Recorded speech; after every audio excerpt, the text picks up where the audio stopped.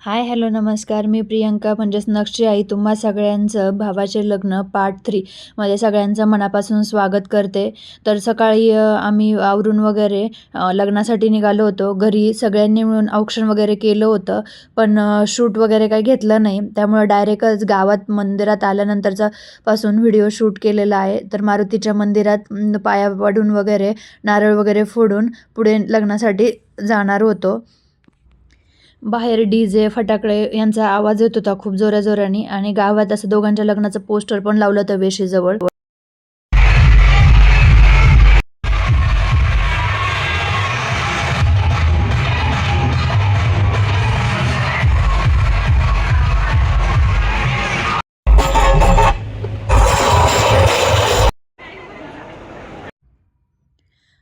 लग्नाच्या हॉलमध्ये आल्यानंतर आम्ही सगळ्यांनी कलवऱ्या होत्या, जे की त्यांनी हातामध्ये फ्रूटचं वगैरे सगळ्यांनी टोपल्या घेतल्या होत्या आणि साडी वगैरे तिला देण्यासाठी गजरे वगैरे आम्ही सगळं पॅक करून वगैरे आणलं होतं. तर तेच येताना दरवाजातून येताना हे शूट घेतलेलं होतं. तर खूप छान असं फील येत होतं. लग्न म्हटलं की ढोल ताशा वगैरे आलाच. खूप आवाज येत होता पाठीमागे, म्हणून म्यूट केलं होतं. आमच्या नंतर आता नवरदेवाला औक्षण वगैरे करून आतमध्ये घेत होते.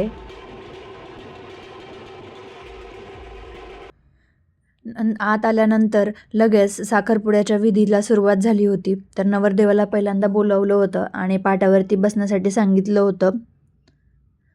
एकाच दिवसात सगळे कार्यक्रम होते, त्यामुळे लगेच सुरुवात केली होती. तरी 10:30 पावणे 11 वाजले होते साखरपुडा सुरू होण्यासाठी.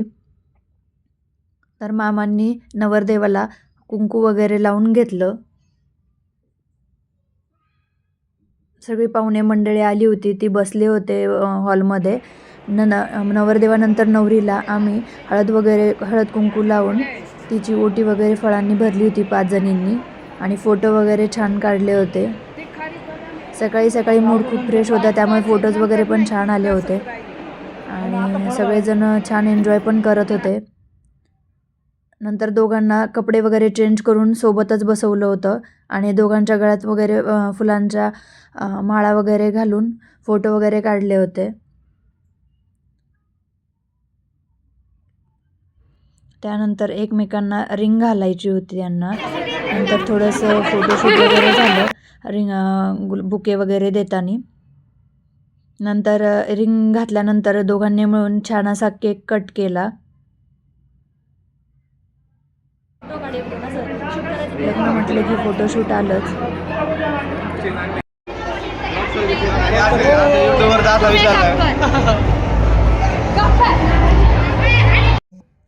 साखरपुडा झाल्यानंतर हळद सुरू झाली होती. हळदीचं शूट काय झालं नाही, फोटोज वगैरे काढले होते फक्त, त्यामुळे ॲड नाही केलं.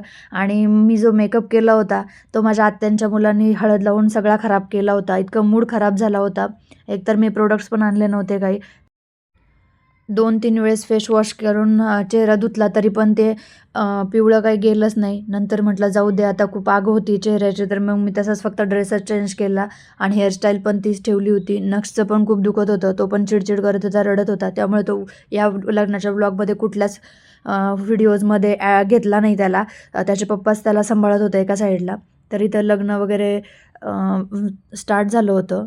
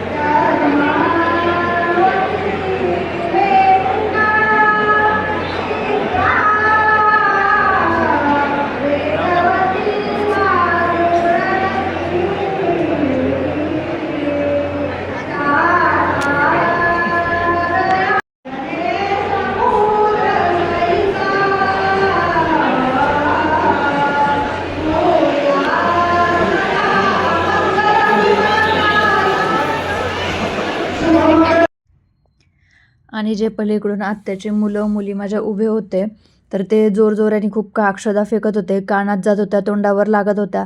तर मी सगळ्यांना ओरडून सांगत होते की अरे नका फेकू, तोंडाला लागतंय लागतंय, पण माझं कुणी ऐकत नाही. मेहुणी म्हटलं की असं आमच्या इकडे तरी मज्जा घेतातच, हेच दिवस असतात एकत्र येऊन मज्जा मस्ती करण्याचे. त्यामुळं थोडंसं ओरडले मी पण की नका फेकू, तरी पण ते काही ऐकणार. नंतर मीच सोडून दिलं की मारू द्या, किती मारायचे अक्षदा फेकून त्यांना.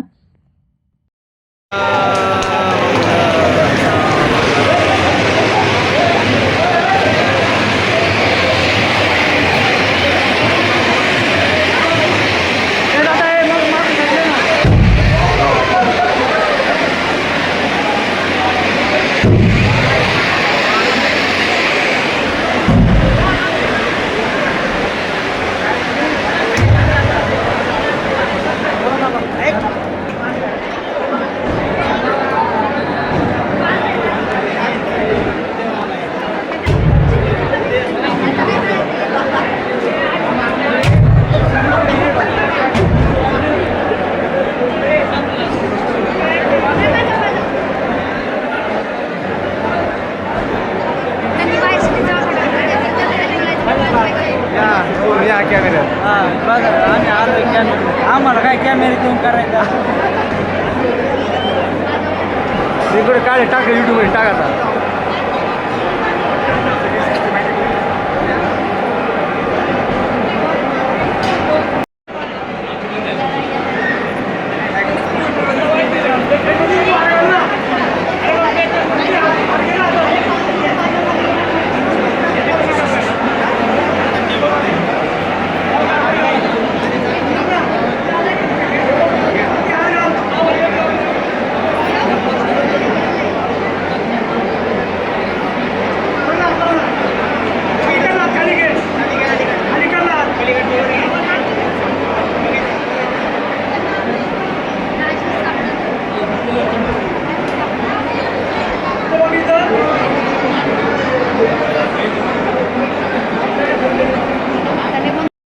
अशा पद्धतीने लग्न पार पडलं.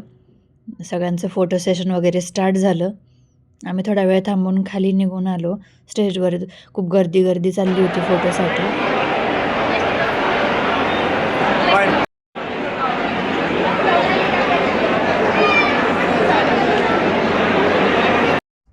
आमच्या इकडं ज्या होणाऱ्या सासू असतात त्यांना असं हळद कुंकू लावून कुंकू भांगेत भरतात, ताट तांब्या आणि साडी मेकअपचं सामान देतात, डोक्यावरती कोरड्या फोडतात. तोच मान कलवरीला पण दिला होता त्यांनी. आणि त्यानंतर 7 फेरे चालू झाले होते. एकीकडे जेवण चालले होते, एकीकडे फोटोशूट चाललं होतं आणि एकीकडे 7 फेरे चालले होते. असं वेगवेगळं काय लग्न म्हटलं की कुणाचाच कुणाला काही ताळमेळ वगैरे नसतो. आणि मग नवरा नवरींना पण अजून जेवायला वगैरे दिलं नव्हतं. दिवस सकाळपासून त्यांनी उपवास धरला होता. तर फोटोशूट पण चाललं होतं त्यांचं आणि 7 फेरे पण चालले होते. हा एकच दिवस असतो जे की तेव्हाच एन्जॉय केला तर ठीक आहे, कारण हे पुन्हा पुन्हा काही अनुभवता येत नाहीत ते क्षण. त्यामुळं हळूहळू सगळ्या विधी पार पडत होत्या. आणि या पूर्ण दिवसभरामध्ये नक्ष आजारी असल्यामुळे तो कुठल्याच फोटोत पण आला नाही. नंतर त्याला ताप वगैरे येत होता म्हणून आम्ही ब्लड वगैरे चेक केलं होतं, तर त्याला WBCs वाढल्या होत्या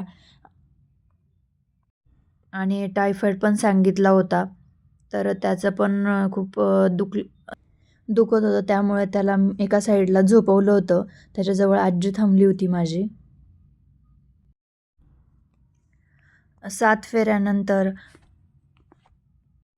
नवरा नवरीला जेवायला वगैरे दिलं होतं आणि शेवट जी बिदाई म्हणतात तो नवरीला वाटे लावणं. तर त्यावेळेस काही शूट वगैरे मी घेतलं नाही. ते खूप कारण रडत होते सगळेजण ना, तर आपण पण कुठेतरी इमोशनली अटॅच असतो. त्यामुळं ते बरोबर नाही वाटलं मला पण.